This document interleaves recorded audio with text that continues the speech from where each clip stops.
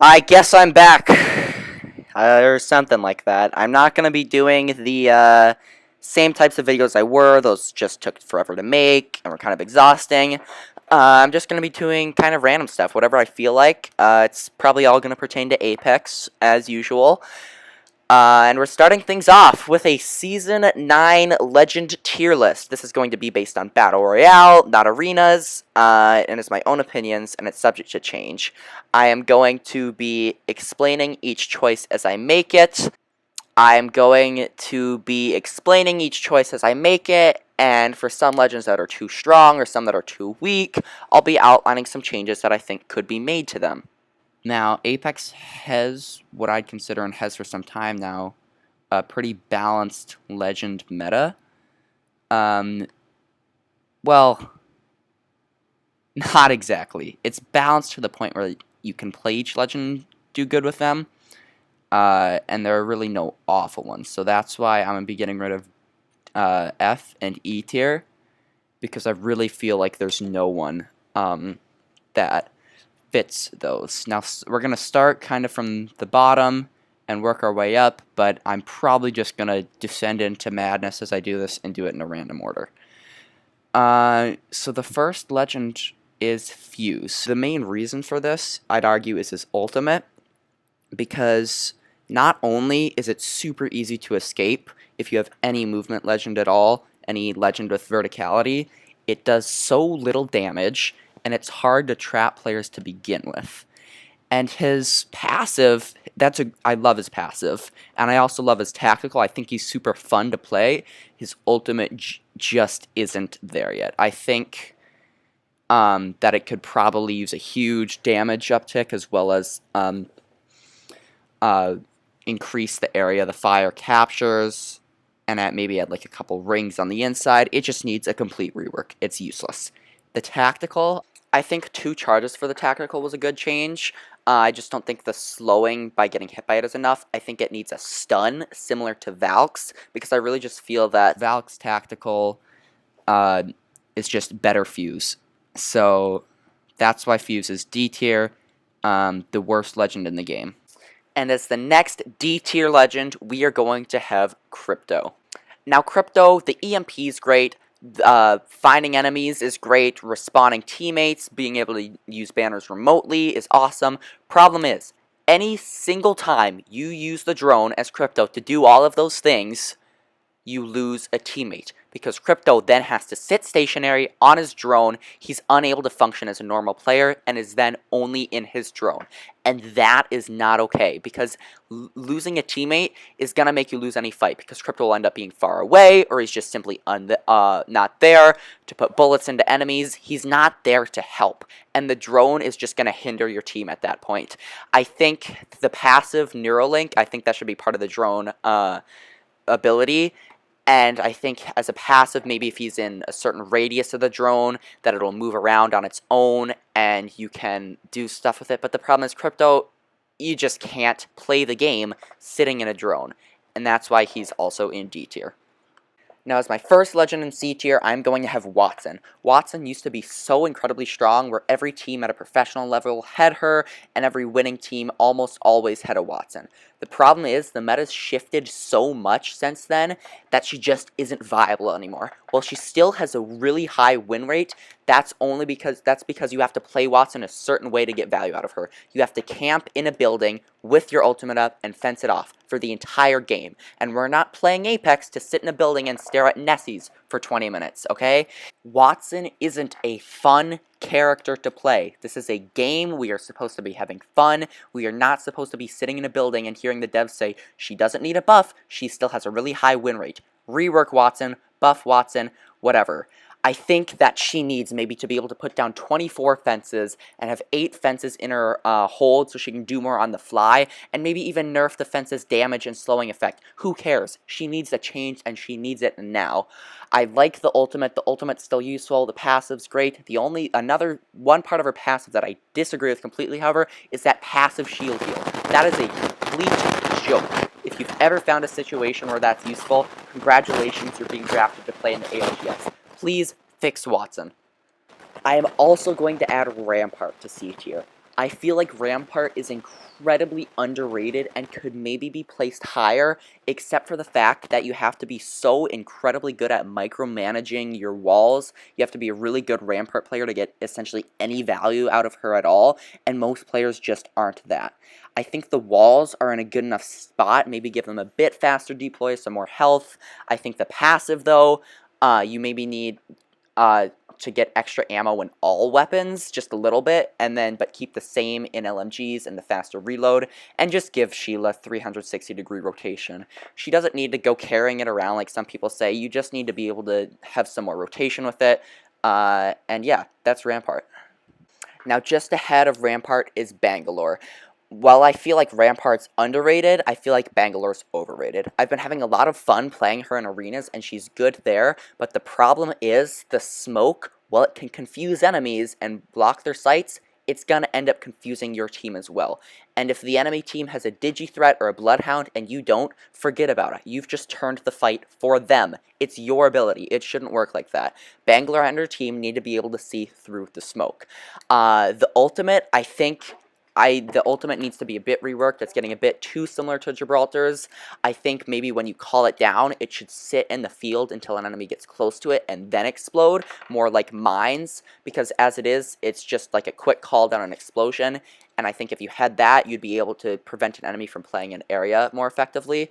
The only part about Bangalore that I really, really enjoy is the passive. That burst of speed when you're getting shot at gives you incredible movement potential to win fights, and that's why I have her as high as she is. Now, Caustic is another character that used to dominate the meta, and he was so annoying to play against that if you had a Caustic anywhere in your lobby, you were just instantly banned from having fun. And I think what he needs is a change in the way his gas functions, because as the dev said, the nerf they gave him hasn't even changed his win rate that much. So what I think you could do is, if you want to keep it still not annoying to play against, but increase its value a bit more, you could maybe increase the damage up from 5 to 8 maybe. I like how it's static and doesn't ramp up over time anymore. I also think now that they've removed the slow effect and the vision blur effect the gas gave, his passive isn't really as useful anymore. Maybe if he went down, he could release a cloud of gas. I think that would be a new passive that would add some more fun back to the character and give him back the player base he once had, although please not to the degree I don't want to be running into a lobby with 3 million Caustics anymore.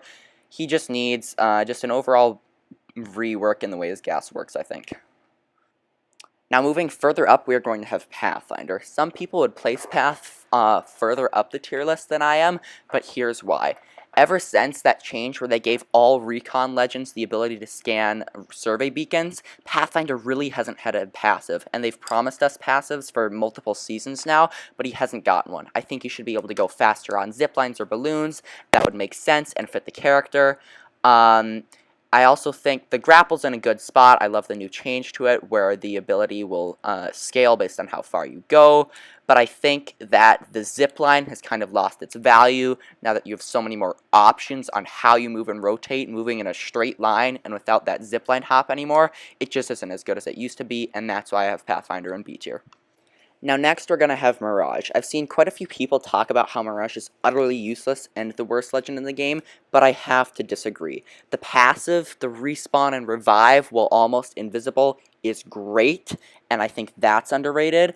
I also think that the tactical, while it isn't really the best, it still can be useful. 9 times out of 10 people aren't going to get bamboozled by it, but it's good if you can get a successful bamboozle off of that. You're going to usually end up winning fights. But the ultimate, I feel, is where Mirage really, really gets his value. The ability to throw out, 8 decoys of yourself, and have them move in sync, and get to the ability to get that ultimate so fast and just pop that over and over again almost every fight, where you're allowed to heal, you're allowed to shoot, escape, whatever, is so good, and that's why I think Mirage is a B tier legend. I think Mirage is one of those characters that doesn't really even need a change and is almost perfectly fine where he is. Maybe a slight decrease in his tactical cooldown or the ability to get a better position on enemies instead of the just little icon, maybe a full scan effect. Other than that, again, Mirage doesn't really need to be changed and is a really balanced legend. Next up, we have Octane. Octane used to be a pretty bad legend due to the fact that he didn't have the capabilities to function with his team as well as he does today. And the reason he has that today is the changes with his jump pad that allow for the double jump to go further. And you are also allowed to now decide whether you want to gain height or you want to gain distance, which is really great. The tactical change isn't really that big of a deal, and I still think you can function just fine as Octane. You just have to decide when you're going to use your tacticals, and you can't just constantly spam them and run and take people's loot or run away from fights. Thank you, Octane mains. But the Swift Mend is also really good. If any change were to be made to Octane, I thought of this back in Season 5 when he didn't really have the team capabilities he does now, but I think it would make sense and would also be kind of fun if anytime he revived someone, they would get a stim effect, and that would allow them to move away from fights quicker. But I don't really think he needs that, and that would just be if he ever really fell out of use. But Octane, again, is a really balanced legend and an easy B tier. Now, like I said before, Apex has a pretty balanced legend meta, which allows you to perform well as any legend, even if they're considered bad. And I think what you strive for in a game that has really good balance is you're going to end up having a lot of legends in A tier. And as Apex is balanced, I'm going to split A tier into both A- and A+, and we're just going to go through it that way. Now, our first legend in A- tier is going to be Loba. After a year of being in the game, they finally fixed her ability. She's now allowed to use her jump drive, and they also buffed it to where you're able to move at full speed while using it, which I think is really nice. I think the jump drive's balanced, and you're able to get behind cover, or get height, or just gain distance away from enemies with it really well, which is good. I think the ultimate also is in a really good spot, especially late game. You can grab weapons, or ammos, or meds, whatever you need. Did I say ammos, plural? Whatever. And I think the only change I'd make to that, which makes sense, and so many people have been asking for this, is letting you grab your teammates' respawn cards with the ultimate. And then the passive, I feel, is good. I just think maybe the ping menu, that lets you see what items are, could come up from a bit further away, as it's hard to tell what some smaller items are. I also think that maybe you could see purple, red, or gold death boxes. And as a support legend, she should be able to get the extra meds and supplies from blue supply bins. Other than that, Loba's in a pretty balanced spot, and she doesn't really need any of those changes. They'd just be nice. Alright, next up in A- tier, we are going to have Revenant. A really good Revenant is a scary thing to fight against, and I think many people could even call for nerfs to the death totem. The thing is, it really only works if you have really great team play and callouts, because if you solo push as Rev, or your team pushes behind you with the ultimate, you're going to get sent back, and you're most likely going to use that fight. But 3 shadows charging at you that are just able to get half health when they come back, and if they have a movement legend to get them back into the fight, is scary, and you're going to be able to win every time. I'm not really sure how you would nerf it, but I think the ultimate, as of right now, is in a decent spot, maybe a bit too strong, but I think that's offset by the fact by how balanced Revenant's tactical is. It does what it needs to do, and it does it in a way that's not insanely annoying to fight against. It'll allow you to block doors, or stop a team from escaping with movement legends, or just stop them from using their abilities, which is really good. And then the passive, I've heard that the devs are planning to implement an infinite climb with it, which I think is perfect. But yeah, other than that, Revenant's maybe a bit strong, but there really isn't that much you could do to change him. And the reason he's an A- tier, not higher, is again because you need really, really good team play to make him function. Now next up, we have Horizon. Horizon's gone from being the most overpowered legend in the game to one that I feel is pretty much balanced. The tactical is received a huge nerf this season that Horizon mains can't stop crying about, because they love to sit up there for 15 seconds and spray down on you with the Spitfire, because that seems fair. But it's now what it's supposed to be. It lets you and your team gain some height over the competition, and you're not allowed to sit up there anymore, so it's just a movement ability, which I think is great. The passive I also think is great. It'll allow you to do some pretty cool things, especially if you're good at movement, and it's helpful, especially if you're coming down from that gravity lift, not taking that stun.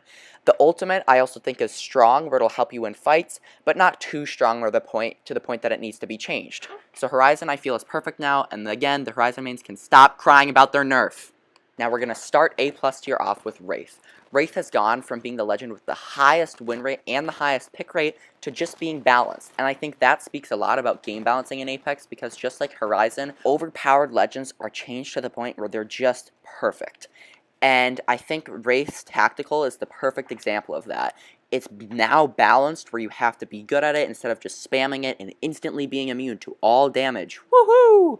I also think the ultimate still has some movement capabilities where characters like Pathfinder don't, because you have the ability to go back and forth and kind of place where you want and kind of weave in between. And I also think Wraith's passive is underrated, just knowing where enemies are, if they're about to shoot at you, where traps are. It's just good, and I think Wraith, again, is a really balanced legend. Now next up, we have the newest legend, Valkyrie. I've heard many people say Valkyrie is the most balanced legend in the game. I just feel like she's a bit stronger compared to some of the other legends, but she doesn't really need any changes. I think the passive of the VTOL jets is really nice. I originally thought it would be too strong after seeing it in the trailers, but then thought it would be too weak after using it for myself and feeling how fast the fuel would deplete and how long it took to recover. But I feel now there's a perfect mix between mobility and the risk of being an easy target, not being able to shoot, and the fuel recovery. I feel like that's good. I feel like the tactical is a bit too strong, where it kind of can force enemies to move, otherwise they face that high damage and stun that's easy to crit push off of, but there's really not much you can do for that. I absolutely love the ultimate. I feel like it is potentially the greatest ultimate in the game. You can reposition, and with that secondary passive, which again I thought would be too strong, of highlighting enemies in the air, it's really good if you want to scout.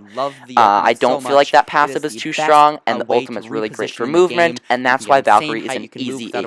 It's lovely. Next up, in A+ tier, we have Lifeline. Lifeline, I feel like, has gotten a lot of changes, especially around her passive of that revive, and I feel like right now it's in the best spot it could have been. Many people thought the rework she was getting this season would be a nerf, and some still do, but I think it's actually benefited Lifeline in the long run. Here's why. At first, I really liked the passive she had when she launched, where she'd be able to get that quick revive with the shield, but she wouldn't be able to move. I see where the devs are coming from and adding the ability to move freely while reviving, but it created a problem where you then just have an infinite health shield that revived your teammate while you could do whatever you want, and it forced the other team to push or risk losing that knock. You could also duck in and out of the shield, and it was just too strong. And I think the rework she's gotten to her revive is perfect. I also think the tactical has a lot of value. And the ultimate, now that you know you're going to be getting guaranteed better loot than what you have, is really good. It still runs that risk of calling enemies to your location, as it's really easy to see and hear, but I think it's balanced now where you can get better loot, and that's why I think Lifeline's benefited from her rework this season. Now we are on to S tier, and we are going to start it off with Bloodhound. I absolutely love Bloodhound's kit. I love what they're able to do and the way it all plays together. I think the passive is super fun to use, and I cannot tell you how many times I've had a Bloodhound on my team, and I've just watched them run, finding clues, and it's super good to know what enemies were doing, when they were there, how close you are to them. I think there's a lot of value in that. I think the thing that makes Bloodhound super, super good is the tactical, just the scan that allows you to keep doing what you're doing, unlike Crypto. But I think that it's balanced in that it's really easy to see. And then moving on to the ultimate, I feel like the ultimate's really good, where it allows you to pinpoint enemies. You get that extra boost if you get a knock, which pushes or makes you be aggressive more. You then also get more scans. Bloodhound's strong, but not incredibly strong, where it's just not fun to play against them. And I think really the only thing they could potentially need is cooldown nerfs to the tactical and then to the ultimate, and maybe not getting as many tacticals in the ultimate. Other than that, Bloodhound is a great legend. And now, as the best legend in the game, we have Gibraltar. Gibraltar is still incredibly annoying to play against, and is just so strong. I feel like the Fortified is still necessary, although it can sometimes get annoying as having the gun shield as well combined with the fortified. I feel like Gibraltar just has too much health. I cannot tell you how many times I've been in a gunfight with a Gibraltar where I got the drop on him and got a ton of damage off, but he just wheels around, turns on ADS, and starts just absolutely destroying me with the ha-ha funny gun shield. 50 health. I love the bleed through change, good, but it needs more. 50 health. Just a barrier you put up with 50 health. It needs less, maybe it needs 30. You need to move slower while you have it on. I don't know. It just needs to be changed. I can't play against the gun shield anymore.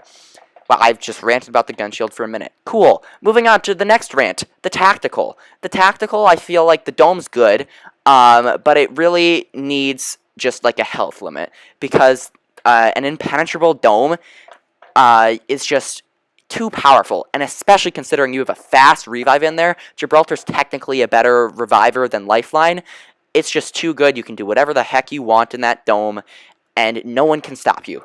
The ultimate, I feel like, is one of the only things about Gibraltar that's balanced, because you can call down an ultimate, but it really just doesn't, like, absolutely destroy you like the other abilities can. And it's just mainly forces an enemy from an area, or they suffer some minor damage, which is great. So there we have it. That is my comprehensive Season 9 tier list. Again, this is subject to change. My opinions change. Legends change. This is for Battle Royale only. And just because a legend is lower on the tier list doesn't mean you can't do good as them. I did good as Loba for long before I consider her an A tier, and I still have fun playing as Fuse and can get some really high damage games as him. But yeah, so let me know down in the comments what you think about this tier list, if you agree, disagree, whatever. And since I'm back and I'm going to be doing just a bunch more weird videos like this instead of the normal ones, let me know what you want to see next. Other than that, that's it. See ya.